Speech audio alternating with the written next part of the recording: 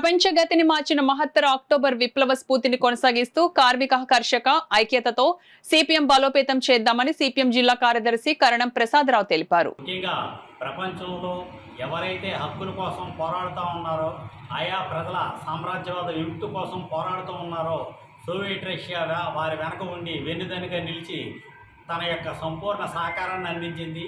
ఆ రకంగా భారతదేశంలో భారత స్వాతంత్రం రావడానికి కూడా, స్వాతంత్ర అనంతరం భారతదేశం ఈ రకమైనటువంటి అభివృద్ధి చెందడంలో కూడా సోవియట్ రష్యా చాలా కీలక పాత్ర ఉంది.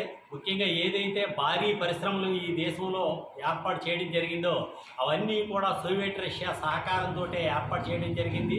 ఆ రకంగా సోవియట్ రష్యా తృతీయ ప్రపంచ దేశాలుగా ఏదైతే రెండో ప్రపంచ యుద్ధానంతరం అంటే 1945-48 ఈ కాలంలో స్వాతంత్రం పొందినటువంటి దేశాలన్నింటి వెనక ఉండి ఆయా దేశాల విముక్తిలో చాలా కీలక భూమిక పోషించినటువంటి సోవియట్ రష్యాలో ఎర్రజెండా ఏర్పడినటువంటి ఈ రోజు మొత్తం పీడిత ప్రజలందరికీ కూడా ఒక కలగా ఉన్నటువంటి ఈ రోజుని ప్రజలందరూ కూడా ఒకసారి జ్ఞప్తికి తెచ్చుకోవాలని చెప్పేసి భారత communist party Marxist CPM party తరఫున విజ్ఞప్తి చేస్తున్నాం. అమెరికా ఒక పెద్ద సామ్రాజ్యవాద దేశం.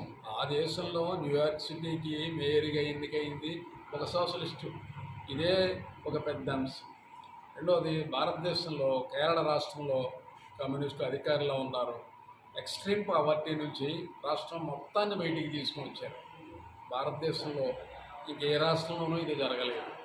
ప్రపంచంలోని ఇతర పెట్టుబడిదారీ దేశాల్లో కూడా ఎక్కడా కూడా ఎక్స్ట్రీమ్ పావర్టీ లైన్ నుంచి బయటికి రాలేదు. ఎక్కడో కాదు, అమెరికాలో కూడా రాలేదు. అమెరికా, జపాను, జర్మనీ, ఇంగ్లాండు లాంటి దేశాల్లో కూడా ఎక్స్ట్రీమ్ పావర్టీ లైన్ నుంచి బయటికి రాలేదు. ఆ పనిని ఒక కమ్యూనిస్టులు మాత్రమే కేరళలో చేయగలిగారు.